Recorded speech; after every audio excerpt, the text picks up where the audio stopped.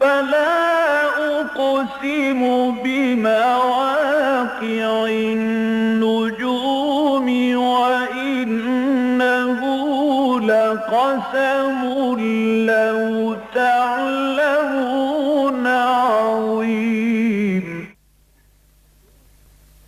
إنه لقرآن كريم في كتاب مكنون لا يمسه إلا المطهرون تنزيل من رب العالمين.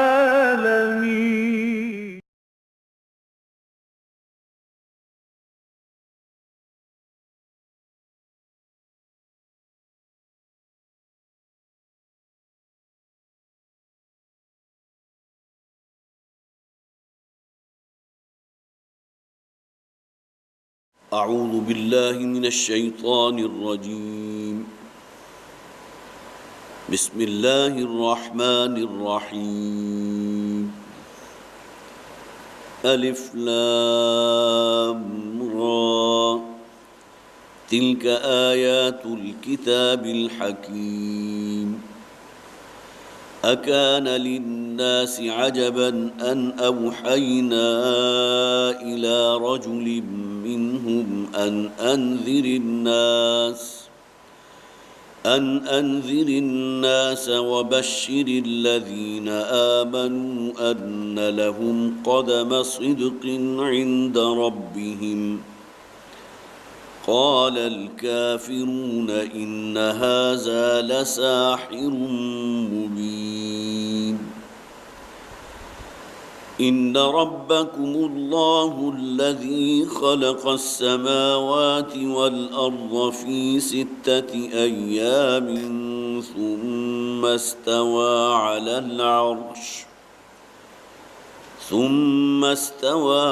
العرش يدبر الأمر ما من شفيع إلا من بعد إذنه. ذلكم الله ربكم فاعبدوه أفلا تذكرون. إليه مرجعكم جميعا وعد الله حقا. إنه يبدأ الخلق ثم يعيده ليجزي الذين آمنوا وعملوا الصالحات بالقسط، والذين كفروا لهم شراب من حميم وعذاب أليم بما كانوا يكفرون. وهو الذي جعل الشمس ضياء والقمر نورا وقدره منازل لتعلموا عدد السنين والحساب. ما خلق الله ذلك إلا بالحق يفصل الآيات لقوم يعلمون. إن في اختلاف الليل والنهار وما خلق الله في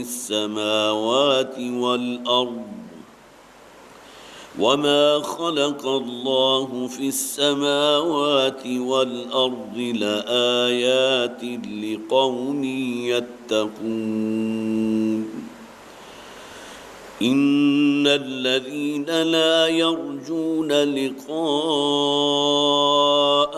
ورضوا بالحياة الدنيا واطمأنوا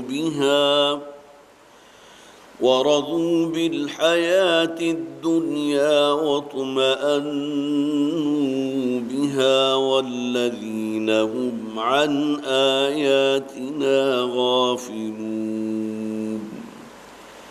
أولئك مأواهم النار بما كانوا يكسبون. إن الذين الذين آمنوا وعملوا الصالحات يهديهم ربهم بإيمانهم تجري من تحتهم الأنهار في جنات النعيم دعواهم فيها سبحانك اللهم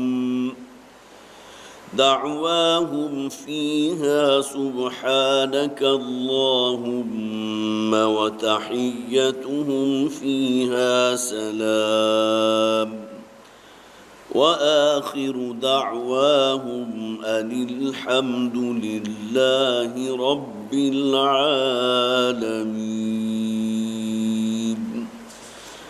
صدق اللہ العظیم. رب اشرح لي صدری ويسر لي أمری واحلل عقدة من لسانی يفقهوا قولی.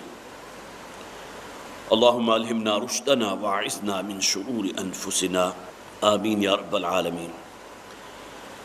اللہ کا نام لے کر ہم سورہ یونس کا آغاز کر رہے ہیں. یہ سورہ مبارکہ 11 رکوعوں پر مشتمل ہے اور 109 آیات ہیں. زمانہ نزول کے اعتبار سے مکی صورت ہے. مناسب یہ محسوس ہوتا ہے کہ جو حصہ ہم قرآن کا پڑھ چکے ہیں صرف سورتوں کی ترتیب کے حوالے سے اس کو پھر ذہن میں تازہ کر لیجئے. قرآن حکیم میں 7 منزلیں ہیں. وہ منازل کے جن کو میں اور آپ خوب جانتے ہیں. قرآن کو 7 حصوں میں تقسیم کیا گیا تاکہ کوئی شخص بھی اگر ایک ہفتے میں قرآن کی تلاوت مکمل کرنا چاہے تو بہت آسانی کے ساتھ کر لے. 7 حصوں میں تقسیم کر دیا گیا. پاروں اور رکوعوں کی تقسیم بھی اسی غرض سے ہے. نبی اکرم صلی اللہ علیہ وسلم کے دور میں نہ رکوع تھے، نہ پارے تھے، نہ یہ منزلیں تھیں. آیات تھیں اور سورتیں تھیں. سورت کے معنی فصیل کے ہیں کہ کچھ آیات کم سے کم 3 یا زیادہ سے زیادہ 286 آیات وہ جمع ہو کر گویا کہ ایک فصیل کی شکل اختیار کر لیں اور وہ سورت بن گئی. ایک سورت کے جس میں 286 آیات ہے یا جتنی بھی آیات اس سورت میں موجود ہیں. یہ تو بعد کے دور میں پھر اس میں تقسیم ہوئی ہے. رکوعوں میں تقسیم کیا گیا بڑی طویل صورتوں کو تاکہ کوئی شخص نماز کی ایک رکعت میں اگر قرآن حکیم کا کچھ حصہ پڑھنا چاہے تو اسے سہولت رہے. ایک رکوع جو ہے اس کی کفایت کرے گا. اسی طرح قرآن کو 30 حصوں میں تقسیم کر دیا گیا. 30 پارے وجود میں آ گئے تاکہ کوئی شخص ایک مہینے میں قرآن مکمل کرنا چاہے. گویا کہ یہ میرے اور آپ کی سہولت کے لیے تقسیم کی گئی. ورنہ اصلاً نبی اکرم صلی اللہ علیہ وسلم کے دور میں پھر میں عرض کر رہا ہوں کہ صرف آیات اور صورتوں کی شکل میں قرآن تھا. پھر 7 حصوں میں تقسیم کیا گیا. ایک ہفتے میں قرآن کی تلاوت مکمل کی جائے. لیکن یہ کہ مولانا حمید الدین فراری رحمۃ اللہ علیہ اور انہی کے شاگرد تھے مولانا اصلاحی، انہوں نے جب قرآن حکیم پر غور کیا تو انہیں ایک اور اعتبار سے یہاں تقسیم نظر آئی. وہ مکی اور مدنی صورتوں کی تقسیم ہے کہ چند مکی صورتیں اور چند مدنی صورتیں مل کر ایک گروپ بنتا ہے. اور قرآن حکیم میں ان گروپوں کی تعداد بھی 7 ہی ہے. اگرچہ حجم کے اعتبار سے وہ معاملہ نہیں ہے کہ یہ 7 جو ہے ایک دوسرے کے مساوی ہیں اور کوئی شخص جو ہے اس تقسیم کے اعتبار سے قرآن کی تلاوت کرے تو 7 مساوی اس سے وجود میں آ جائیں. ایسی بات نہیں. بلکہ مکی صورتیں اور مدنی صورتیں، ایک یا ایک سے زائد مکی صورت سے اس گروپ کا آغاز ہوتا ہے اور ایک یا ایک سے زائد مدنی صورت پر اختتام ہوتا ہے. اس سلسلے کا سب سے پہلا گروپ وہ ہے جس کا آغاز سورہ فاتحہ سے ہوا جو مکی صورت ہے. اور اس کے بعد 4 طویل صورتیں قرآن حکیم کی، سورہ بقرہ، سورہ آل عمران، سورہ نساء اور سورہ مائدہ. یہ مدنی صورتیں ہیں. مکی اور مدنی صورتوں نے مل کر ایک گروپ مکمل کر دیا. اس کے بعد دوسرا گروپ وہ تھا کہ جس سے یہاں سلسلہ درس کا جو آغاز میرا ہوا تھا، سورہ انعام سے ہم نے شروع کیا تھا اور 4 صورتیں ہم نے مکمل کر لیں. گویا کہ دوسرا جو گروپ تھا مکی اور مدنی صورتوں کا اس کی ہم نے تکمیل کی. اور اس سے پہلے ڈاکٹر صاحب نے پہلے گروپ کی یہاں تکمیل کی تھی، سورہ فاتحہ اور اس کے بعد سورہ بقرہ، آل عمران، سورہ نساء اور سورہ مائدہ. تو دوسرا گروپ جو تھا اس میں 2 مکی صورتیں تھیں، سورہ انعام اور سورہ اعراف، اور 2 ہی مدنی صورتیں تھیں. تو مکی اور مدنی صورتیں مل کر پھر یہ گروپ وجود میں آ گیا.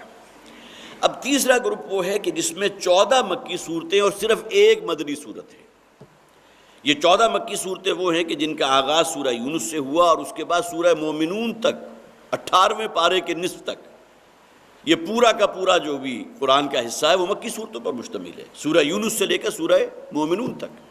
اور اس کے بعد صرف 1 مدنی صورت ہے سورہ نور. گویا کہ یہاں بھی 14 مکی صورتیں اور 1 مدنی صورت انہوں نے مل کر ایک گروپ کی شکل اختیار کر لی. تو آج ہم اللہ کا نام لے کر وہ جو مکی اور مدنی صورتوں کے جو گروپ ہیں اس میں سے تیسرے گروپ کا ہم آغاز کر رہے ہیں۔ اس سورہ مبارکہ کا جہاں تک معاملہ ہے، اس کا آغاز حروف مقطعات سے ہوا۔ اس سے پہلے بھی ہم نے اس کے بارے میں چند باتیں میں نے آپ کے سامنے رکھی تھی، لیکن یہ کہ مناسب ہے کہ اس کے بارے میں چند باتیں پھر دوبارہ ذہن نشین کر لیجئے۔ قرآن حکیم میں 27 صورتیں وہ ہیں جن کا آغاز حروف مقطعات سے ہوا۔ کیا تو صرف ایک حرف ہے، نون والقلم وما یسطرون، سورہ قلم کا آغاز نون سے ہوا۔ سورہ قاف ہے، قاف والقرآن المجید۔ اسی طرح سورہ صاد ہے، صاد، اس کے بعد والقرآن ذی الذکر۔ یہ 3 صورتیں ہیں کہ جن کا آغاز حروف مقطعات میں صرف ایک حرف، نون ہے، قاف ہے اور صاد ہے۔ پھر کچھ صورتیں وہ ہیں جہاں 2 حرف آ گئے، طاسین، یاسین۔ اب اس کے معنی کیا ہے اس کے بارے میں عرض کروں گا، بلکہ اس کے بعد میں کیا عرض کرنا ہے، اس کے جو اصل معنی ہے وہ تو گویا کہ اللہ اور اللہ کے رسول کے مابین ایک راز ہے۔ بہت سے صحابہ کرام نے اس میں کچھ اعتبار سے اپنی ذاتی جو ہے وہ رائے اس کو بیان کیا ہے، لیکن یہ کہ کوئی حتمی رائے جس میں نبی اکرم صلی اللہ علیہ وسلم کے کچھ اقوال موجود ہوں، ان حروف مقطعات کے بارے میں موجود نہیں۔ لیکن ایک بات طے ہے کہ کوئی ایک واقعہ بھی آن ریکارڈ نہیں ہے کہ کسی شخص نے قرآن حکیم پر یہ اعتراض کیا ہو کہ یہ کیسے آغاز بہت سی صورتوں کا ایسے الفاظ سے ہوا کہ جن کے معنی کا ہمیں علم ہی نہیں۔ الف لام میم را، الف لام میم صاد، تو کوئی ایک واقعہ بھی ریکارڈ پر نہیں ہے۔ اور اس کی ایک وجہ ہے، اس لیے کہ جو بھی عرب ادب تھا، لٹریچر اور خاص طور پر شاعری، وہ خواہ وہ نثر کی شکل میں ہو، شاعری کی شکل میں، ان کے ہاں یہ انداز مقبول تھا۔ جو بھی ایام جہلا کے جو شعراء تھے، ان کے شاعرانہ کلام کے اندر بھی اس طرح بعض حروف کا استعمال جو ہے الفابیٹس، یہ عربی زبان کے الفابیٹس ہیں، ان کا معمول تھا۔ اسی طرح جو ان کے لکھنے والے تھے، ان کی تحریروں کے اندر بھی یہ چیزیں جو ہے کچھ موجود تھے۔ لہٰذا یہ وجہ ہے کہ قرآن حکیم پر اس اعتبار سے کوئی اعتراض ریکارڈ پر نہیں ہے کہ قرآن کو اس بارے میں یہ کہا گیا ہو کہ یہ کیسے بے معنی سے الفاظ ہیں، معاذ اللہ ثم معاذ اللہ، کہ جس سے قرآن کا آغاز ہوا۔ تو میں عرض کر رہا تھا کہ کچھ صورتیں وہ ہیں جن میں 2 حروف ہیں، پھر بعض وہ ہیں جن میں 3 حروف ہیں، میکسیمم وہ ہیں الف لام میم، الف لام را، جس طرح اس سورہ مبارکہ کا آغاز ہو رہا ہے۔ بعض میں 4 ہیں، الف لام میم را، الف لام میم صاد۔ اور 2 صورتیں وہ ہیں کہ جن کا آغاز ان حروف مقطعات سے ہوا جن کی تعداد 5 ہے، سورہ مریم اور سورہ شورى۔ کاف ہا یا عین صاد، یہ سورہ مریم میں، اور حامیم عین سین قاف، یہ سورہ شورى میں۔ تو گویا کہ وہ صورتیں کہ جن کا آغاز ان حروف سے ہو رہا ہے، انہیں ہم حروف مقطعات کہتے ہیں، اور اس کے بارے میں اس سے زائد اور بات نہیں کی جا سکتی۔ لیکن جیسا کہ میں نے عرض کیا تھا کہ بعض صحابہ کرام کا یہ خیال ہے، حضرت عبداللہ ابن عباس رضی اللہ تعالیٰ عنہ کی رائے الف لام را کے بارے میں یہ ہے کہ یہ اصل میں مخفف ہے انا اللہ ارا، انا کا الف لے لیا گیا، اللہ لام لے لیا گیا، ارا کا رے لے لیا گیا، گویا کہ میں اللہ ہوں کہ جو ہر شے دیکھ رہا ہوں۔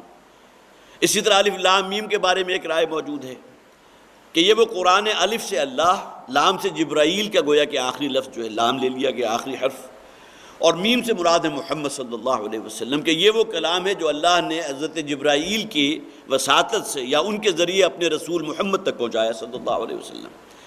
لیکن یہ کہ باقی اس سے آگے بڑھ کر کاف ہا یا عین صاد کے کیا معنی ہے، الف لام میم صاد کے کیا معنی ہے، اس کے بارے میں کچھ نہیں کہا جا سکتا۔ صرف ایک بات اور نوٹ کر لیجئے کہ جو عبرانی حروف ہوتے تھے اس میں سے بہت سے ایسے تھے کہ جو بعض شکلوں سے مستعار لیے ہوئے تھے۔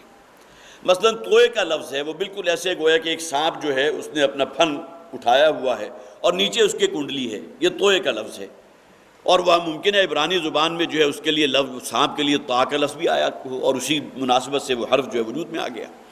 لیکن یہ کہ قرآن کا مطالعہ کیجئے، ہر وہ صورت کے جس میں طا ہے، مثلا طاسین میم طٰہٰ، اب یہ صورتیں وہ ہیں جن میں لازماً حضرت موسیٰ علیہ السلام کا ذکر ہے، اور ان صورتوں میں وہ واقعہ بھی لازماً بیان کیا گیا ہے کہ جہاں حضرت موسیٰ علیہ السلام کے اس عصا نے جو ایک اژدہے کی شکل اختیار کر لی تھی۔ تو طا کا لفظ عبرانی زبان میں وہ سانپ کی مشابہت میں، اور جن صورتوں میں یہ لفظ استعمال ہوا حضرت موسیٰ علیہ السلام کا واقعہ بھی موجود ہے۔ یہی معاملہ لفظ نون کا بھی ہے۔ نون جو ہے کہا کرتے تھے مچھلی کو، عبرانی میں نون مچھلی کو کہتے ہیں، اور مچھلی کو عام طور پر بنایا جاتا تھا ایک کرو لگا کر اور ایک طرف ایک ڈاٹ لگا دیے، مچھلی گویا کہ اس کی ایک آنکھ ہے اور اس کا ایک کرو اس کا جسم ہے۔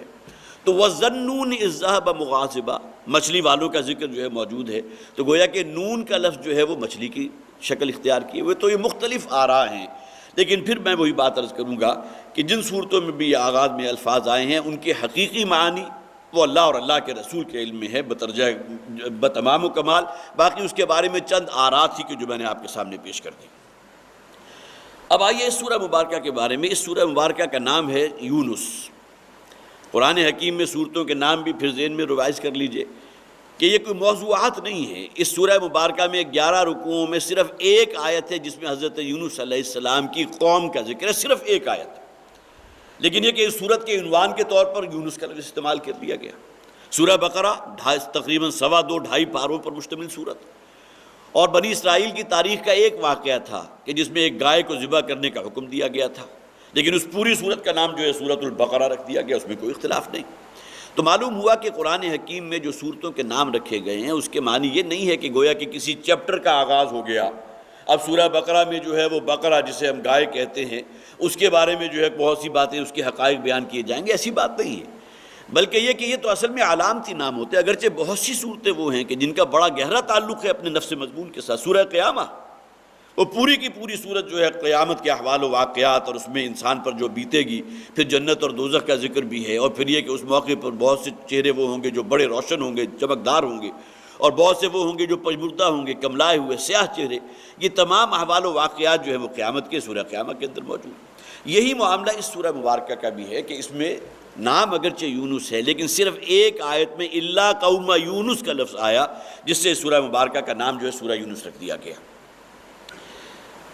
زمانہ نزول کے اعتبار سے نوٹ کر لیجئے کہ حضور صلی اللہ علیہ وسلم کی مکی زندگی کا آخری حصہ ہے جس میں صورت نازل ہوئی، اور اس کے لیے ایک بڑی منطقی دلیل بھی ہے، اس لیے کہ اس صورت میں حضرت یونس علیہ السلام، اور اس صورت کا نام بھی وہی ہے، اور ظاہر ہے کہ حضور کا مکی دور کون سا تھا، جبکہ وہ پیمانہ صبر جو ہے اب لبریز ہونے کے قریب تھا۔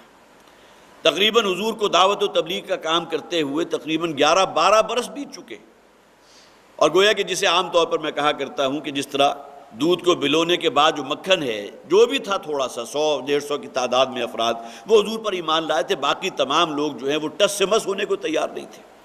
اب معلوم ہوتا تھا گویا کہ آپ درختوں کو اور دیواروں کو کوئی الفاظ سنا رہے ہیں، اس کو سننا اور اس کو سمجھنا اور اس کی پکار پر لبیک کہنا وہ عنصر بالکل سرے سے موجود نہیں۔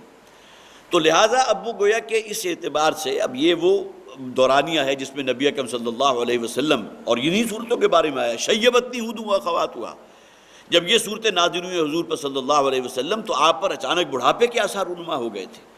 جب آپ سے سوال کیا گیا تو حضور نے فرمایا کہ سورہ ہود ہے، سورہ یونس ہے، اور ان کی ہم مضمون صورتوں نے مجھے بوڑھا کر دیا ہے، اس لیے کہ ان صورتوں کے اندر ان اقوام کا ذکر ہے کہ جنہیں اللہ تعالی، جن کی طرف اللہ نے اپنے رسولوں کو بھیجا، قوم نے چٹا انکار کر دیا، نتیجتاً اللہ کا عذاب ان پر واقع ہوا۔ تو اب حضور کو یہ اندیشہ تھا کہ کہیں ایسا نہ ہو کہ اس قوم کے اوپر کوئی ایسا عذاب آ جائے کہ جس میں گویا کہ پوری قوم کو جو ہے وہ ملیہ میٹ کر دیا جائے، نیست و نابود کر دیا جائے، لہذا آپ کے اوپر بڑھاپے کے آثار جو ہے وہ رونما ہو گئے۔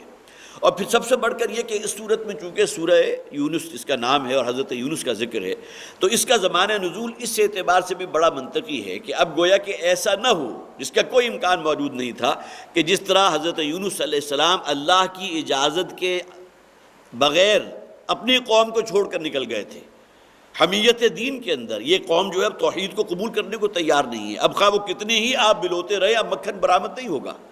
تو کہیں گویا کہ ایسا معاملہ نہ ہو جائے، معاذ اللہ ثم معاذ اللہ، جس کا کوئی امکان نہیں تھا، کہ گویا کہ اب وہ بالکل پیمانہ صبر جو ہے حضور کا لبریز ہو جائے اور اپنی قوم کو چھوڑنے پر تیار ہو جائے۔ اگرچہ غالباً سن 8 میں حضور نے طائف کا سفر جو ہے وہ اختیار کیا تھا، وہ اسی نوعیت کا تھا۔ اب مکہ والوں کے اندر تو گویا کہ وہ حق کو قبول کرنے کی توفیقی اب سلب ہو چکی ہے، جتنے جو ہیرے جواہرات تھے وہ تو حضور کے گرد اکٹھے ہو گیا، باقی تو کچھ نہیں سوائے جھاڑ جکاڑ کے۔ تو حضور نے مایوس ہو کر مکہ سے جو ہے وہ طائف کا سفر اختیار کیا تھا، لیکن آپ اپنی بستی کو چھوڑ کر نہیں گئے تھے، وہ تو صرف اس غرض سے تھا کہ شاید کہ اللہ تعالیٰ وہاں کے رہنے والوں کو توفیق عطا فرما دے۔ تو گویا کہ اس سورہ مبارکہ کا زمانہ نزول اس اعتبار سے بھی منطقی بنتا ہے کہ اس میں حضرت یونس علیہ السلام کا ذکر ہے کہ جو اپنی قوم سے بالکل مایوس ہو کر اپنی قوم کو چھوڑ کر چلے گئے تھے۔ یہ چند باتیں تو میں نے عرض کی تھی سورہ مبارکہ کے اصل نفس مضمون اور اس سے پہلے جو مقام ہے سورت کا قرآن حکیم میں۔ اب آئیے کہ ہم اس کا مطالعہ شروع کرتے ہیں۔ الف لام را تلک آیات الکتاب الحکیم. الف لام را کے بارے میں عرض کر چکا، حروف مقطعات یہ اللہ اور اللہ کے رسول کے مابین ایک راز ہے. تلک آیات الکتاب الحکیم، یہ آیات ہیں اس کتاب کی جو بہت محکم ہے، حکمت بھری باتوں سے لبریز ہے. بڑے پیارے الفاظ ہیں. اور قرآن حکیم کے آیات کے بارے میں یہ کہا گیا ہے فی آیات محکمات ہن ام الکتاب واخر متشابہات. اس قرآن میں وہ آیات موجود ہیں جو انتہائی محکم ہیں، انتہائی مضبوط ہیں، عقل و منطق کے تمام پیمانوں پر پوری اترنے والی ہیں. اور واقعتاً یہ اب بہت بڑی حقیقت ہے کہ قرآن حکیم میں جن بھی علوم کا ذکر کیا گیا ہے اس میں آج تک کوئی بھی ایسی بات نہیں ہے کہ جس کی جدید سائنس کے ذریعے ایک نفی ہو سکتی ہو، قطعاً نہیں. بلکہ ایسے ایسے حقائق ہیں کہ جو آج ہماری آنکھیں کھلتی ہیں. وَجَعَلْنَا مِنَ الْمَاءِ كُلَّ شَيْءٍ حَيٍّ. اللہ تعالیٰ فرماتے ہیں ہم نے ہر زندہ شے کی بنیاد پانی پر رکھی. اب یہ وہ حقیقت ہے کہ جو قیامت تک جھٹلائی نہیں جا سکتی. اور آپ کے علم میں ہے کہ جو ہمارے ہاں بہت جو ایکزیبیشنز ہو رہی ہیں اور مختلف جا رہے ہیں، مریخ تک کا سفر کر رہے ہیں اس خیال پر کہ شاید کہیں کوئی زندگی موجود ہو. تو زندگی کی موجودگی کی بات تو بہت دور کی ہے. وہ اصل میں سراغ پانا چاہتے ہیں کہ ان کرہ، یہ جو اجرام فلکی ہیں، ان میں کہیں کوئی ایسا کرہ بھی ہے کہ جہاں پانی کا سراغ مل جائے. اس لیے کہ اگر پانی ہوگا تو گویا کہ اس کی منطقی نتیجہ نکلے گا کہ وہاں پھر زندگی کا امکان ہے. لیکن اگر پانی نہیں ہے تو زندگی کا امکان نہیں. تو قرآن نے آج سے 1400 برس پہلے کہہ دیا تھا وَجَعَلْنَا مِنَ الْمَاءِ كُلَّ شَيْءٍ حَيٍّ. ہم نے ہر زندہ شے کی بنیاد پانی پر رکھی ہے. گویا کہ پانی ہے کہ جو زندگی عطا کرنے والی ہے. تو سب سے پہلی بات الفاظ قرآنی انتہائی محکم، جس میں کہیں کوئی تحریف، کہیں کوئی تبدیلی نہیں ہو سکتی. دوسری بات یہ کہ جو علوم اس قرآن کے اندر موجود ہیں انہیں قیامت تک جھٹلایا نہیں جا سکتا. اس کی ایک مثال میں نے آپ کو دی اور کتنی ہی مثالیں موجود ہیں. تو قرآن میں کہا گیا کہ ہم نے ان پہاڑوں کو گاڑ دیا ہے. یہ حقیقت آج ہمارے سامنے آئی. پھر اس سے بڑھ کر یہ کہ پہاڑ کے بارے میں قرآن میں کہا گیا کہ ہم نے اس کو زمین کی گردش کو اس کے ذریعے مستحکم کیا. آج ہمیں معلوم ہے کہ جس قدر تیز رفتاری کے ساتھ زمین حرکت کر رہی ہے، اگر یہ پہاڑ جو ہے اس کے اندر ایک ویٹ کا کردار ادا نہ کر رہے ہوں تو اس درجے وائبریٹ ہوگی کہ اس کے اندر کسی زندگی کا امکان ہی نہیں. اس کا تجربہ آج سے ممکن ہے 200 سال پہلے نہ ہوتا ہو، لیکن آج ہمیں معلوم ہے کہ آپ کی جو گاڑی کا ٹائر ہے اس کا اگر بیلنس خراب ہو جائے تو خواہ کتنی ہی ہیوی گاڑی کیوں نہ وہ بری طرح کانپنے لگتی ہے. اس کا ہینڈل بھی کانپے گا، اس کی باڈی بھی کانپے گی. جا کر چند ملی گرام کا آپ ویٹ جو ہے اس ٹائر کے ساتھ لگا دیں، اس رم کے ساتھ، تو وہ اسٹیبلائز ہو جائے گا. تو قرآن نے آج سے 1400 برس پہلے کہہ دیا تھا کہ ہم نے ان پہاڑوں کو جو وجود بخشا اس لیے کہ ان تزولا، کہ مبادا یہ زمین جو ہے لڑکھڑا کر تمہیں ایک طرف نکال دے، ایک طرف نکل جائے. تو قرآن میں علوم وہ ہیں کہ جو قیامت تک جھٹلائے نہیں جا سکتے. اور تیسرے یہ کہ قرآن حکیم کے احکامات وہ ہیں جو قیامت تک جاری رہنے والے ہیں. ظاہر ہے کہ نبی اور رسول کی آمد کا کوئی امکان نہیں. حضور آخری نبی ہیں، آخری رسول ہیں، کوئی اور شریعت آنے والی نہیں. لہذا قرآن حکیم کی شریعت اور قرآن حکیم میں جو احکامات ہیں وہ قیامت تک جاری و ساری رہنے والے. اور چوتھے یہ کہ قرآن حکیم میں جو قصص القرآن کے نام سے جو چیزیں بیان کی گئی ہیں وہ ہیں کہ جن کی سچائی، جن کی حقانیت کے اوپر کوئی اور شے اسے چیلنج نہیں کر سکتی. تورات اور مختلف جو بھی کتابیں موجود ہیں، وہ انجیل ہو، زبور ہو، ان کے نسخے ہوں، اولڈ ٹیسٹمنٹ ہو، نیو ٹیسٹمنٹ ہو، جو کچھ بھی ہو، اس میں جو واقعات بیان کیے گئے ہیں ان کے اندر بہت درجے میں تحریف ہو چکی. انہوں نے تو اپنے آپ کو مطمئن اس اعتبار سے کیا کہ اپنے انبیاء اور رسول کی وہ تصاویر کھینچی ہیں یا وہ ان کی سیرت و کردار کا نقشہ رکھا ہے جو ہم عام انسان سے بھی اس کا تصور نہیں کر سکتے. حضرت لوط علیہ السلام کا جہاں ذکر موجود ہے اس میں وہ الفاظ ہیں جو انسان اپنی زبان پر لانے کے لیے جو ہے اس کے لیے تیار نہیں ہے. تو گویا کہ ان کے پاس اتھارٹی مل گئی کہ ہمارے تو نبی اور رسول بھی اس کردار کے حامل تھے، لہٰذا ہمیں اپنے اندر کوئی تبدیلی پیدا کرنے کی ضرورت کیا ہے. یہ ان کا اصل میں خناس تھا، دیوانہ بکار خیش ہوشیار. کہنے کو تو دیوانگی ہے، انہوں نے تحریف کر دی، لیکن اس کے اندر اصل شے یہ تھی کہ اپنے انبیاء اور رسول کا بھی وہ نقشہ، سیرت و کردار وہ لوگوں کے سامنے لاؤ کہ جو گویا کہ اس حوالے سے تمہارے لیے ایک شیلٹر بنا سکے کہ اگر وہ ایسے تھے تو ہم اگر اس رستے پر ہیں تو ہمیں اس سے کیا فرق پڑتا ہے.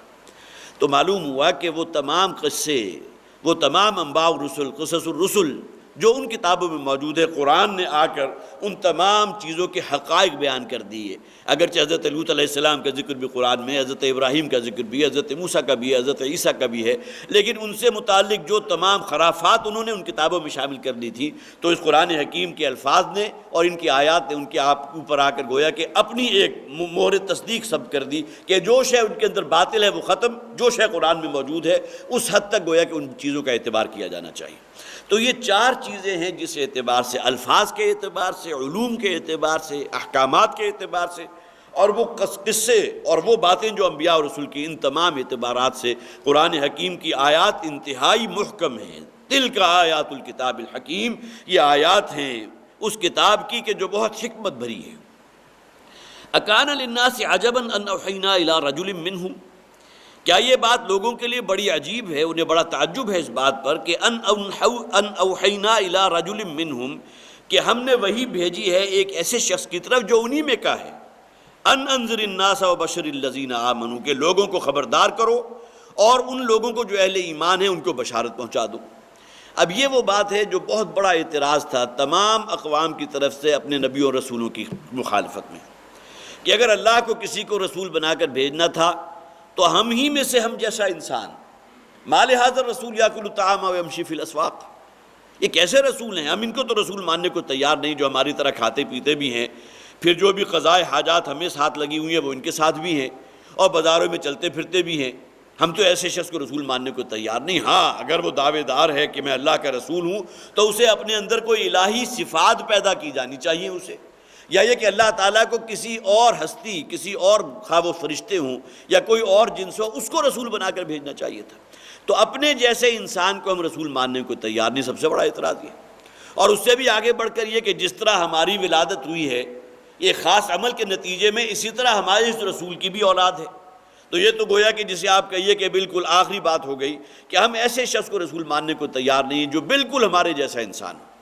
حالانکہ قرآن حکیم میں کتنے مقامات ہیں جہاں حضور سے کہا گیا قُلْ هَلْ كُنْتُ إِلَّا بَشَرًا رَسُولًا، اے نبی ان سے کہہ دیجئے میں سوائے انسان کے اور کچھ نہیں، ہاں مجھ میں اور تم میں ایک بہت بڑا فرق ہے، اللہ تعالیٰ نے مجھے منتخب فرما لیا ہے، پسند کر لیا ہے رسالت کے فریضے کے لیے، میرے پاس ایک فرشتہ آتا ہے جو اللہ کا پیغام، اللہ کا کلام مجھ تک پہنچاتا ہے، یہ بہت بڑا فرق ہے۔ گویا کہ کوالٹی کے اعتبار سے فرق ہو گیا، لیکن جہاں تک معاملہ ہے بشریت کا، قرآن میں کئی مقامات پر اس بات کو کھولا گیا۔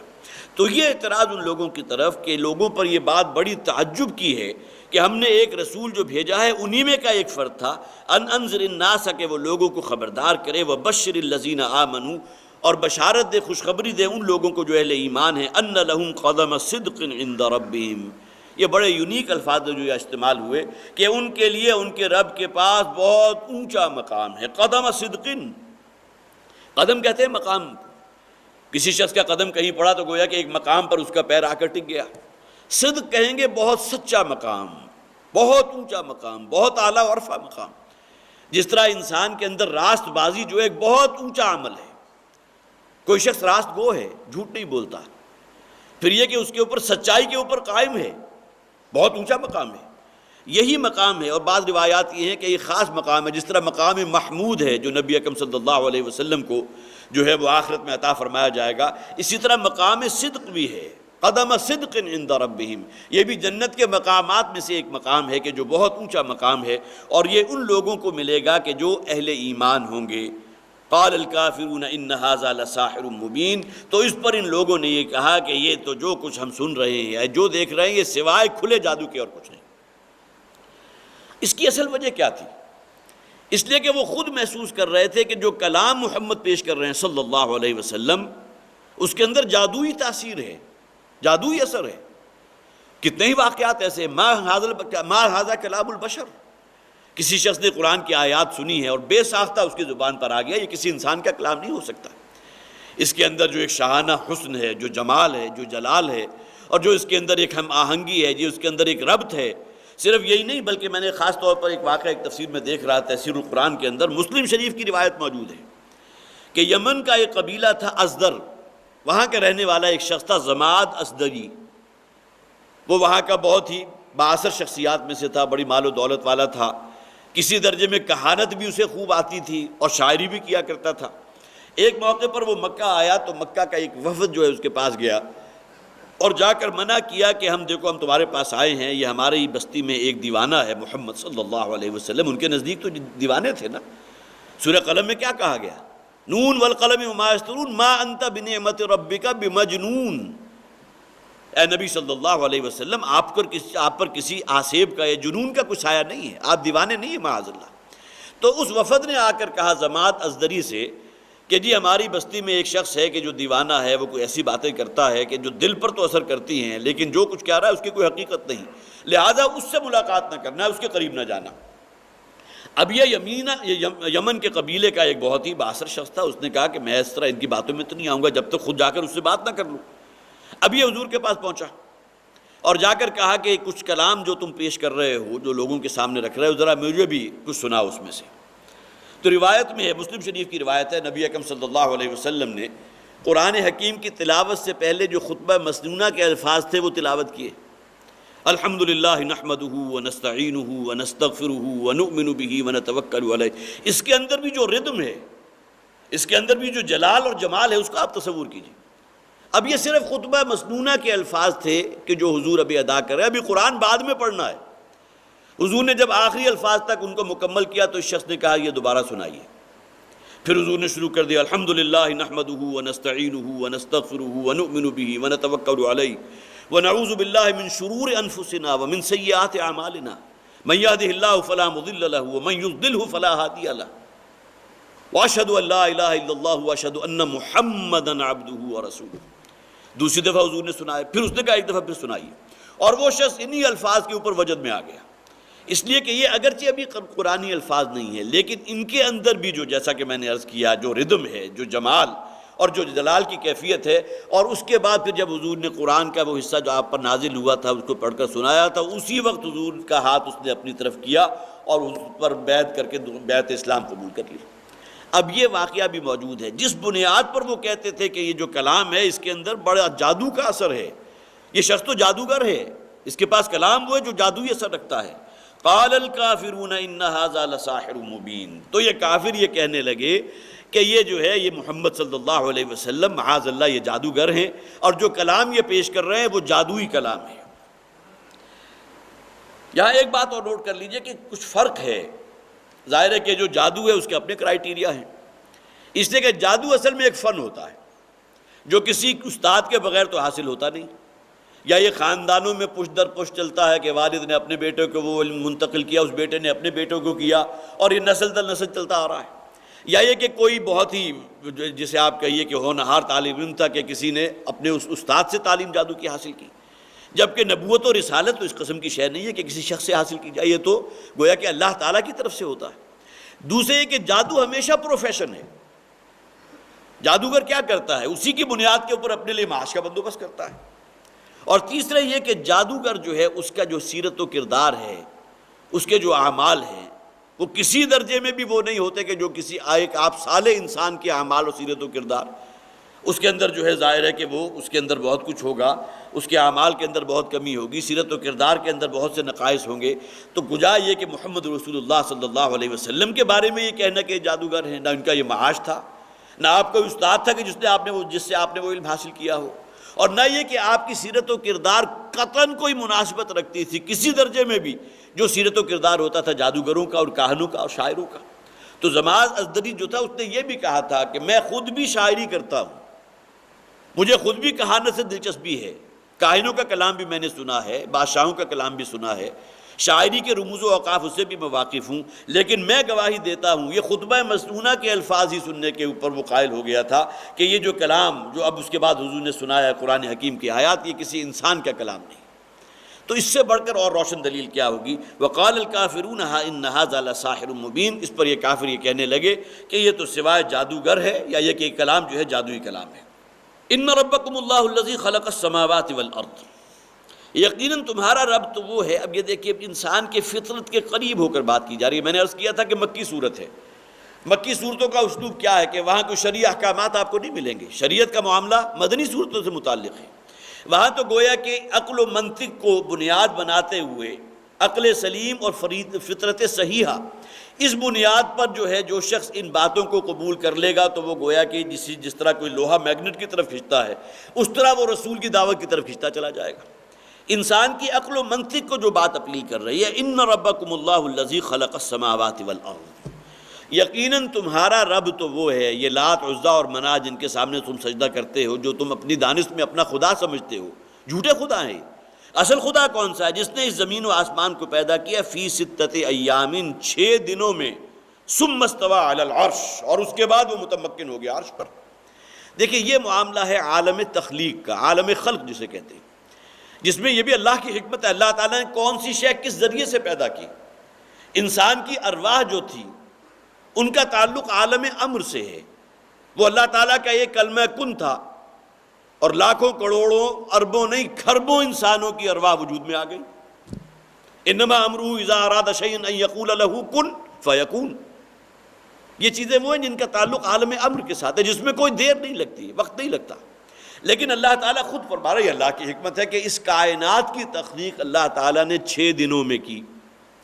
اب دیکھیں سورج بھی اسی دوران تخلیق کیا گیا، زمین کا کرہ جو ہے وہ بھی اسی دوران تخلیق میں آیا۔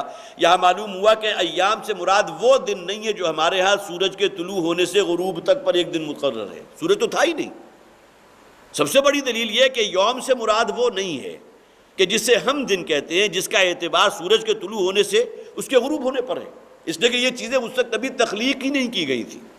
اس کائنات کی زمین و آسمان کی تخلیق اللہ تعالیٰ نے 6 دنوں میں کی۔ یہاں یہ بات گویا کہ ان یوما عند ربک کالف سنۃ مما تعدون، جیسا کہ فرمایا گیا کہ اللہ کا ایک دن جو ہے تمہارے 1000 سالوں کے مساوی ہے، اور ایک اور جگہ پر سورہ معارج میں غالباً 50,000 برس کا اللہ کا ایک دن قرار دیا گیا۔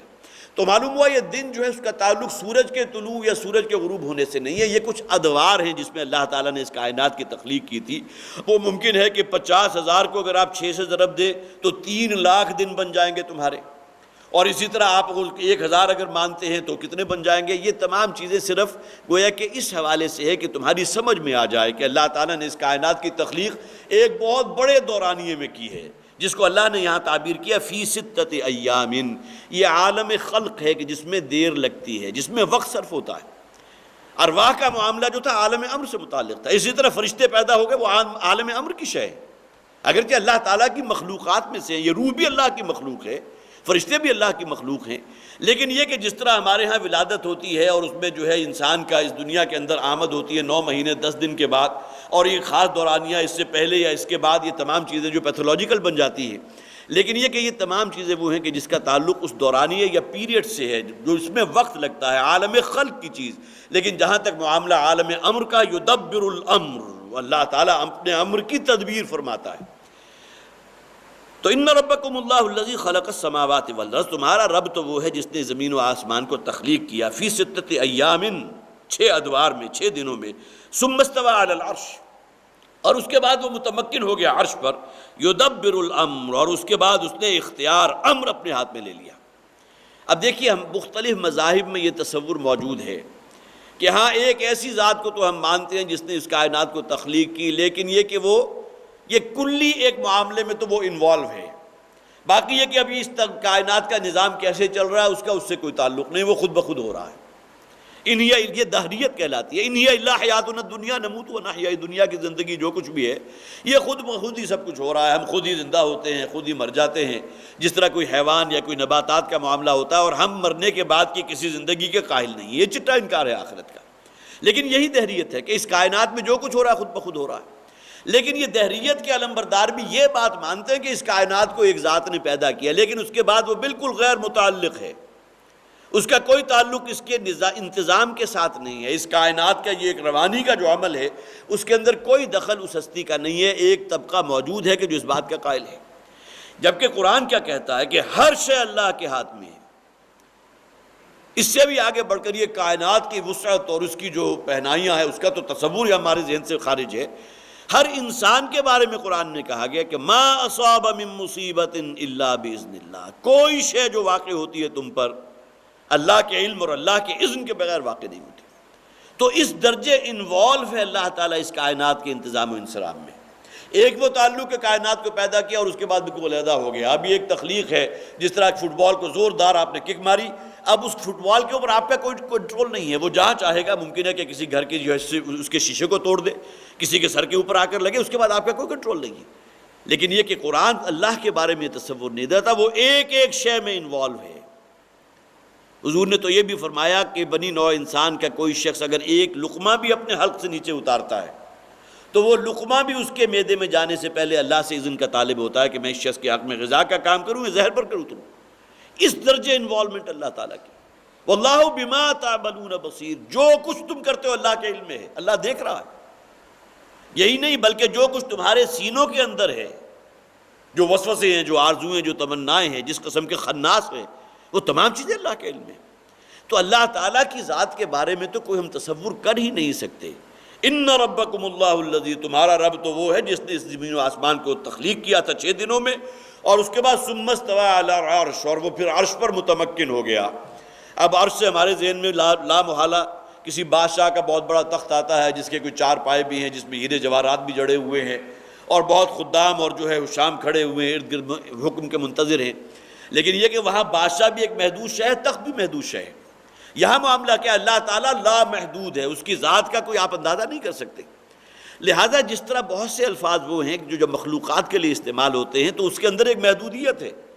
ہم بھی دیکھتے ہیں، اللہ بھی دیکھتا ہے، لیکن ہماری دیکھنے کا عمل، ہماری بصارت جو ہے کس درجے محدود ہے کہ ایک چھوٹا سا صرف 2 ہاتھ کا ایک پردہ میں نے اپنے سامنے رکھا اور مجھے کچھ معلوم نہیں کہ اس کے پرے کیا ہے. جبکہ اللہ تعالیٰ کی دیکھنا جو ہے وہ تو ہر شخص کے ہر عمل کو دیکھ رہا ہے. اگر ہر شخص کے ہر عمل کو دیکھ رہا ہے تو اس کائنات کے اس نظام کا وہ کون سا کر رہا ہے، کہاں ہے، کس مدار میں ہے، یہ تمام چیزیں تو بدرجہ ہے تب اللہ تعالیٰ کے علم ہے. تو وہ چیزیں جو عام طور پر صفات جو مخلوقات کے لیے استعمال ہوتی ہیں، استوا کا لفظ گویا کہ میں کھڑا ہوا تھا کرسی پر آ کر بیٹھ گیا، کوئی بادشاہ تھا جو کھڑا تھا چل کر آیا اور تخت پر بیٹھ گیا، یہ بھی استوا ہے، بیٹھ گیا. لیکن یہ استوا متمکن ہو جانا، اس کا ایک محدود تصور جو ہمارے ذہن میں آئے گا اللہ تعالیٰ کی ذات کے لیے جب یہ لفظ استعمال کرتے ہیں ثم استوی علی العرش، اب گویا کہ وہ چھا گیا اس اپنی حکومت کے اوپر. اب کوئی ایک جگہ بھی ایسی نہیں جہاں اللہ کا وجود موجود نہ ہو. وَهُوَ مَعَكُمْ أَيْنَمَا كُنْتُمْ، یہ تو بڑے دور کی بات ہے. حضور نے تو فرمایا کہ اس پوری کائنات میں، وہ کائنات جس کا تصور ابھی تک ہم کر نہیں سکے، بلینز آف لائٹ ایئرز جو ہے اس کی مسافت میں بھی ایک کرہ ہے، تو وہ بھی ابھی ہماری رسائی میں ہے. اس سے آگے کیا کچھ ہے اس کا ہمیں معلوم ہی نہیں. اور حضور نے فرمایا کہ اس کائنات میں کوئی چپا بھر جگہ بھی ایسی نہیں ہے کہ جہاں کوئی فرشتہ موجود نہ ہو اور اللہ کی حمد و ثنا نہ کر رہا ہو. تو اللہ تعالیٰ کی ذات کتنی وسیع و عریض ہوگی. ثم استوی علی العرش، اور وہ تخت حکومت جو اللہ کا تھا اس کے اوپر اللہ متمکن ہو گیا، اس پر چھا گیا. اب گویا کہ کوئی جگہ بھی ایسی نہیں ہے جہاں اللہ موجود نہ ہو. یدبر الامر، اور اس نظام کو، نظام و انصرام جو ہے اس کو اپنے ہاتھ میں لیے ہوئے اپنے امر کی تدبیر فرماتا ہے. ما من شفیع الا من بعد اذنہ. دیکھیے ان کے ہاں یہ باطل عقیدہ بھی موجود تھا نا، فرشتے اللہ کی بیٹیاں ہیں، ان کی مورتیاں بنا کر ان کو سجدہ کرو، ان کے لیے نظر نیاز کرو، ان کے لیے ڈنڈوت کرو، چڑھاوے چڑھاؤ، نذرانے پیش کرو، یہ تمہاری سفارشی ہوں گی اللہ کے ہاں. ہم شفاعنا عند اللہ، یہ اللہ کے ہاں جو ہے ہمارے بت دیویاں اور دیوتا جو ہیں شفاعت کریں گے. جبکہ قرآن حکیم کیا کہتا ہے، ما من شفیع الا من بعد اذنہ، کوئی نہیں ہے کہ جو جسارت کر سکے اللہ کے حضور شفاعت کی مگر اللہ کے اذن کے ساتھ. گویا کہ یہاں بھی ہر شے اللہ کے اذن کے اوپر متمکن ہے. جیسا کہ فرمایا یدبر الامر ثم استوی علی العرش، اس کی حکومت، اس کا اختیار، کسی کو اس کا یارہ نہیں ہے کہ اللہ کے حضور زبان کھول سکے. یہ الگ بات ہے کہ ہمارے یہاں شفاعت کے جو تصورات ہیں اور اس میں بہت سی ایسی موضوع احادیث بھی شامل کر لی گئی ہیں کہ جہاں جس پر عمل سے فارغ ہوا مسلمان بنا کے تقدیر کا بہانہ. ایک طرز فکر تو وہ ہے کہ میرے بارے میں جب طے کر دیا گیا کہ میں جنتی ہوں یا جہنمی، ہر شے پہلے سے طے ہے، تو مجھے کیا ضرورت ہے نیک اعمال کرنے کی. معاذ اللہ ثم معاذ اللہ، یہ فقط ضل ضلالا بعیدا، یہ تو بہت دور کی گمراہی ہے. لیکن بہرحال اس سے بھی آگے بڑھ کر یہ کہا جا سکتا ہے کہ جی میرے بارے میں پہلے فیصلہ ہو چکا ہے تو اس کے لیے مجھے کوئی عمل کرنے کی ضرورت نہیں. جنت اور جہنمی کا معاملہ تو ہو چکا، جس درجے میں وہ ہے عمل سے فارغ ہوا مسلمان بنا کے تقدیر کا بہانہ، اسی بنیاد پر انسان معطل ہو سکتا ہے اپنے آپ کو. ایسی بات نہیں ہے. شفاعت کا وہ نظریہ کہ جو ہمارے ہاں عام طور پر موجود ہے، ہاں قرآن حکیم میں کئی مقامات پر شفاعت کی نفی کلی ہے. واتقوا یوما لا یجزی نفس عن نفس شیئا ولا یقبل منها شفاعۃ ولا یؤخذ منها عدل ولا هم ينصرون. بچو اس دن سے جس دن کوئی شخص کسی کے کام نہیں آئے گا، کسی کی کوئی شفاعت قبول نہیں کی جائے گی، اور نہ کہیں کچھ لے دے کر جو انسان اپنے معاملے کو سنوار سکے گا، نفی کلی۔ لیکن بعض مقامات پر شفاعت کا ذکر ہے، الا باذنہ، مگر اللہ کے اذن کے ساتھ، اور ظاہر ہے کہ اللہ تعالیٰ کا اذن بھی وہ الحکیم ہے، وہ حکمت پر مبنی ہوگا۔ یہ الگ بات ہے کہ ہم اللہ تعالیٰ کے بارے میں یہ تصور رکھتے ہیں کہ اللہ تعالیٰ اگر ابو جہل کو بھی معاف کرنا چاہے تو کر سکتا ہے، اس کے رستے میں کوئی آڑے نہیں آ سکتا۔ لیکن یہ کہ بہرحال عدل و انصاف کا تقاضا ہے، اللہ کی حکمت کا تقاضا ہے، اور اس بنیاد کے اوپر اللہ تعالیٰ جس شخص کے بارے میں چاہے گا تو اللہ تعالیٰ اجازت فرما دے گا، الا من بعد اذنہ۔ یہاں بھی فرمایا گیا ما من شفیع الا من بعد اذنہ، نہیں ہے کوئی سفارش جو اس کے حضور کر سکے مگر اس کے اذن کے بعد، جس کے لیے اللہ کی اجازت ہوگی۔ اور ظاہر ہے کہ نبی اکرم صلی اللہ علیہ وسلم، وہ احادیث بھی اپنی جگہ مستند ہے، آپ کے لیے بھی جو ہے وہ اللہ تعالیٰ اجازت فرمائے گا۔ لیکن اگر ہم اپنے آپ کو سب کو اس میں شمار کر لیں کہ ہمارے لیے تو گویا کہ گارنٹی ہے کہ اللہ کے حضور شفاعت کریں گے اور ہم جنت میں داخل ہو جائیں گے، تو یہ خود اپنے آپ کو دھوکہ دہی کے مترادف ہے۔ اس لیے کہ ورنہ پھر قرآن حکیم میں جو عدل و انصاف کی بات کی گئی، جو اعمال کے جزا و سزا کی بات کی گئی ہے، جس درجے جہاد بالمال، جہاد بالنفس کی بات کی گئی، ایمان کیا کو رکن یقین قرار دیا گیا جہاد کو، یہ تمام آیات گویا کہ پھر ایک طرف رہ جائیں گی، اور انسان صرف اسی ایک نظریے پر، شفاعت باطلہ کا نظریہ، اسی کے اوپر متمکن ہو کر سمجھے گا کہ میں نے شاید اپنا کام پار کر لیا۔ ما من شفیع الا من بعد اذنہ ذالکم اللہ ربکم۔ دیکھیے بڑے پیارے الفاظ ہیں، یہ ہے اللہ جو تمہارا رب ہے۔ اب یہاں بین السطور یہ مفہوم ہے کہ تمہیں اپنی عقل کا ماتم کرنا چاہیے۔ تم میں سے بہت سے وہ ہیں جنہوں نے اپنے اللہ کے رسول کو اپنا رب مان لیا۔ حضرت مسیح کون ہے؟ خدا ہیں، خدا کے بیٹے ہیں۔ حضرت عزیر کون ہیں؟ خدا کے بیٹے ہیں۔ فرشتے کون ہیں؟ اللہ کی بیٹیاں ہیں۔ یا کوئی نیک و کار شخص گزرا ہے، ولی اللہ ہے، اس کو سمجھا کہ یہ نجات دہندہ تھا، اب اس کی قبر جو ہے وہ مرجع خلائق بن گئی، اب وہاں سب کچھ ہو رہا ہے۔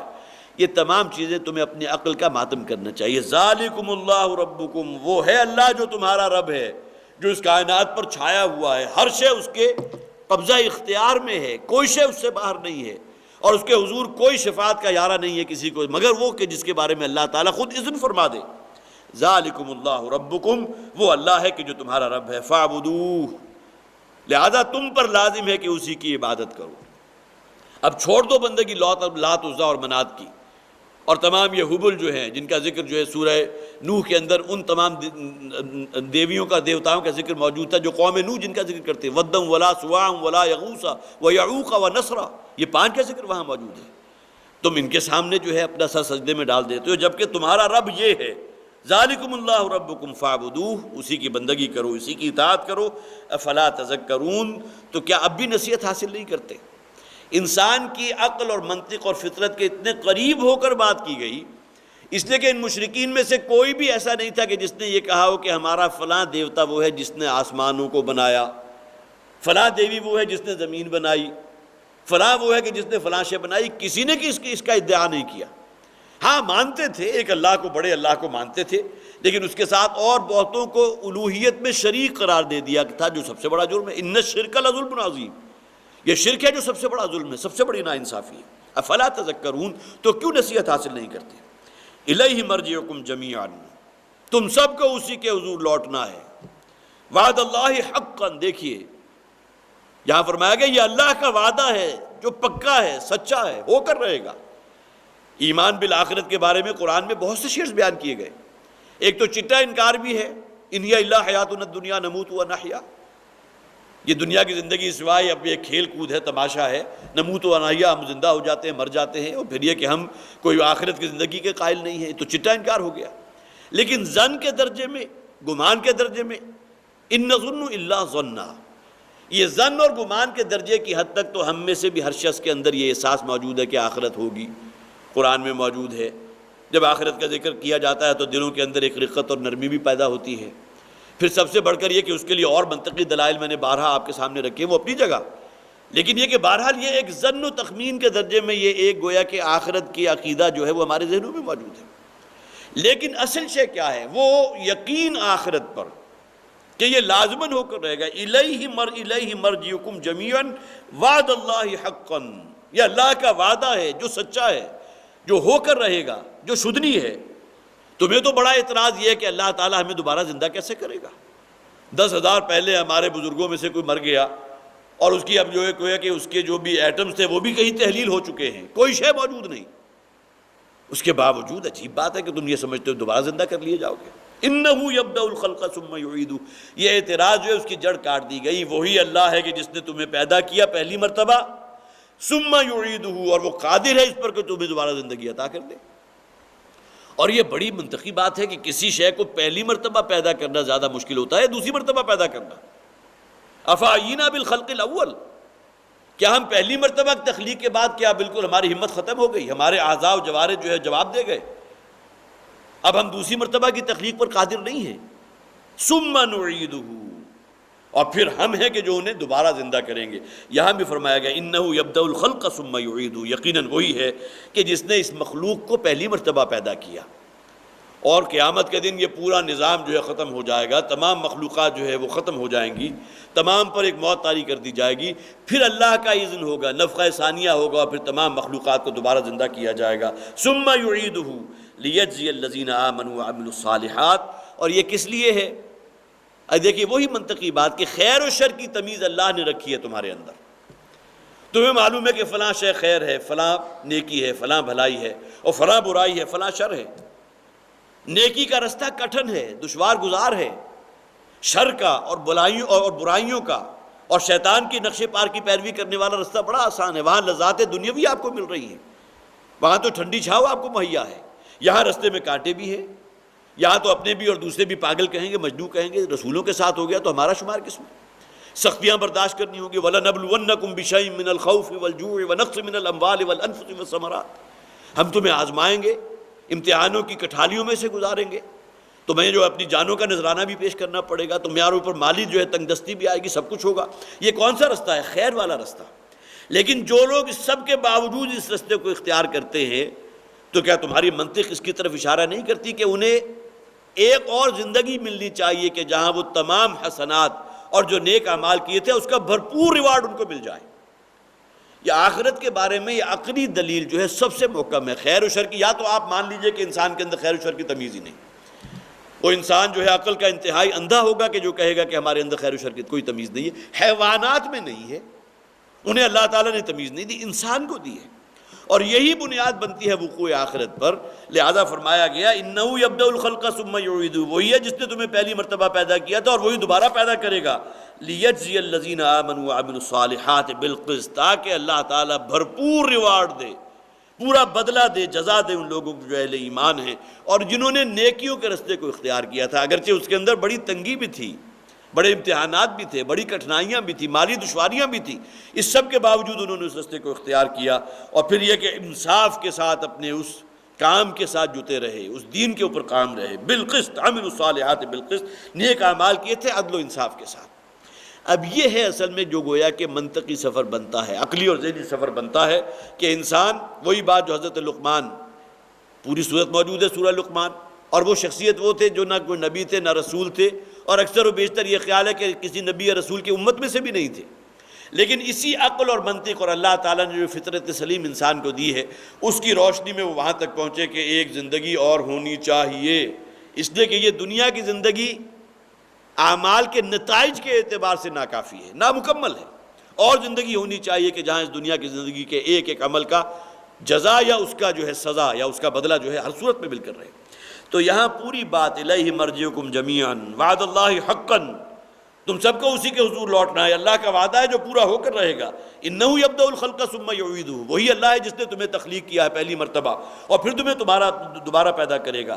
لیجزی الذین آمنوا وعملوا الصالحات بالقسط، تاکہ اللہ تعالیٰ وہ لوگ جو اہل ایمان ہیں اور نیک اعمال کرنے والے ہیں ان کو بھرپور اجر و ثواب دے، عدل و انصاف کے ساتھ۔ ظاہر عدل و انصاف کا تقاضا یہی ہے کہ جن لوگوں نے اس دنیا کے اندر، نبی اکرم صلی اللہ علیہ وسلم کے بارے میں آپ تصور کیجئے کہ اگر کوئی شخص انہیں اس دنیا میں کی گئی محنت اس کا بدلہ دینا چاہے تو کوئی دے سکتا ہے؟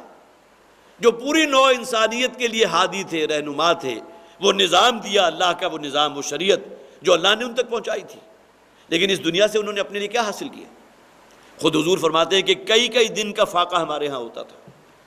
حضرت عائشہ صدیقہ فرماتی ہیں کہ کئی دن چولہا ہمارے گھر روشن نہیں ہوتا تھا، صرف پانی کے اندر جو ہے جو کے ستو ملایا اور تھوڑا سا گڑ ملایا، اب اسی کے اندر وہ انرجی اور توانائی موجود ہے، اسی کے اوپر گزارا ہو رہا ہے۔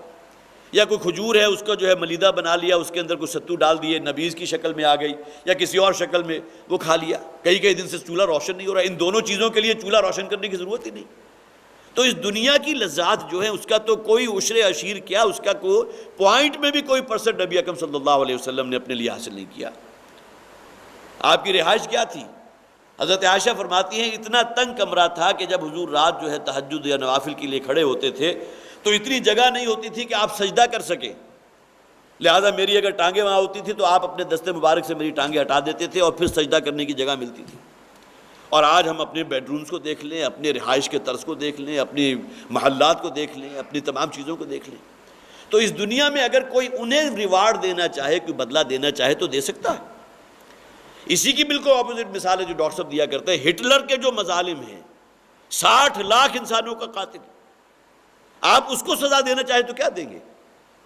اس کی ایک ایک پور الگ کر دیں یا ایک ایک اس کا ریشہ جو ہے فورسپ سے اسے جسم سے جدا کر دیں، وہ بھی ہرگز ہم وزن نہیں ہوگا اس جرم کا جو اس نے کیا۔ ہاں اگر آپ جہنم کے تصور کو اپنے ذہن میں لائیں تو وہ ہے سزا اس شخص کی کہ جس کا کوئی اینڈ نہیں ہے، 60 لاکھ انسانوں کا قاتل ایک شخص، اور اس کی دنیا میں کیا سزا آپ دیں گے؟ تو یہ وہ عقل و منطق ہے، یہ وہ گویا کہ اللہ تعالیٰ نے انسان کی فطرت کے اندر جو ایک فطرت صحیحہ ہے، عقل سلیم ہے، اس کی روشنی میں انسان جن حقائق تک پہنچتا ہے، یہ تو ان کا بیان ہو رہا ہے۔ لہٰذا یہ آیا مبارکہ بھی اس اعتبار سے بڑی جو ہے ایک دوسرے کے ساتھ اس کے حصے ملے ہوئے ہیں۔ الیہ مرجعکم جمیعا وعد اللہ حقا انہ یبدأ الخلق ثم یعیدہ لیجزی الذین آمنوا وعملوا الصالحات بالقسط والذین کفروا لهم شراب من حمیم وعذاب علیم بما کانوا یکسبون۔ ان نیکوکار لوگوں کے لیے اینڈلیس اجر ہے، وہ ریوارڈ ہے کہ جس کا تصور نہیں کر سکتے، اور ان بدکاروں کے لیے، فاسق و فاجروں کے لیے، دوسروں پر ظلم کی چکی روا رکھنے والوں کے لیے لہم شراب من حمیم، کھولتا ہوا پانی انہیں پیش کیا جائے گا، وعذاب علیم، اور جہنم کا بڑا دردناک عذاب ہے ان کے لیے وقف، بما کانوا یکفرون، بسبب اس کفر کے جو انہوں نے کیا تھا۔ ایک اہل ایمان کا نقشہ اور دوسرے وہ لوگ جو کافر و فاسق ہیں۔ اکثر و بیشتر قرآن حکیم میں جہاں بھی اللہ کی عنایات کا ذکر آتا ہے اہل ایمان کے لیے، وہیں فوری کنٹراسٹ، فوری تقابل کے طور پر اہل جہنم کا ذکر بھی آ جاتا ہے، اگرچہ الگ الگ آیات میں ہوتا ہے، لیکن یہاں دیکھیے ایک ہی آیت کے اندر ان دونوں انجاموں کو جمع کر لیا گیا کہ اہل ایمان کو تو اللہ تعالیٰ ان کے اعمال کی پورے عدل و انصاف کے ساتھ بھرپور ریوارڈ عطا فرمائیں گے، اور وہ لوگ والذین کفروا لہم شراب من حمیم وعذاب علیم بما کانوا یکفرون، اور وہ لوگ جو کافر ہیں، یا ہم تو یہ سمجھتے ہیں کہ جو اللہ کے منکر ہیں یا یہ کوئی شرک کرنے والے ہیں، ایسی بات نہیں ہے۔ قرآن کا آپ مطالعہ کیجئے تو وہ لوگ کہ جو کہنے کو تو اللہ کو اپنا رب بھی مانتے ہیں، محمد کو بھی اللہ کا رسول مانتے ہیں صلی اللہ علیہ وسلم، اس قرآن کو بھی اللہ کی کتاب مانتے ہیں، نماز بھی پڑھتے ہیں، روزہ بھی رکھتے ہیں، سب کچھ کرتے ہیں، لیکن ان المنافقین فی الدرک الاسفل من النار، یہ منافقین ہے کہ جو پھر جہنم کے سب سے نچلے طبقے میں جھونکے جائیں گے۔ صرف ایک عقیدہ یا چند الفاظ زبان سے ادا کرنے کی بنیاد کے اوپر یہ فرق واقع نہیں ہو سکتا۔ اصل شے تو انسان کا اعمال ہے، اس کی سیرت و کردار ہے، اس نے اس دنیا کے اندر جو اپنی زندگی بسر کی ہے، تو آیا وہ نیکیوں کا علم بردار بنا رہا یا یہ شیطان کے نقش پا کی پیروی کرتا رہا؟ یہ چیزیں ہوں گی کہ جو فیصلہ کن ہوں گی، اور یہ وہ چیزیں ہیں کہ جن کا تعلق اس حقیقی ایمان کے ساتھ ہے جس کی بنیاد پر آخرت میں نجات کا فیصلہ ہوگا۔ تو والذین کفروا لہم شراب من حمیم وعذاب علیم بما کانوا یکفرون، یہ فوری کنٹراسٹ اور فوری تقابل کے طور پر یہاں ان لوگوں کا ذکر بھی کر دیا گیا کہ جو بالآخر جہنم کی دہکتی ہوئی آگ کا نوالا بنے گے۔ یہاں یہ 4 آیات اس سورہ مبارکہ کی ختم ہوئی ہیں۔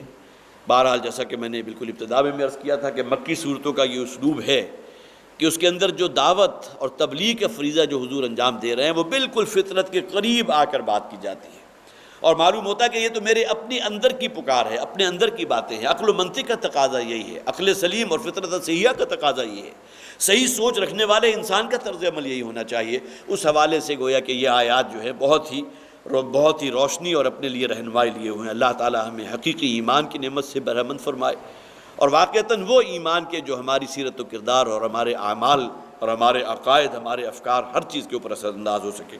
بارک اللہ لی ولکم فی القرآن العظیم ونفعنی وإیاکم بالآیات والذکر الحکیم۔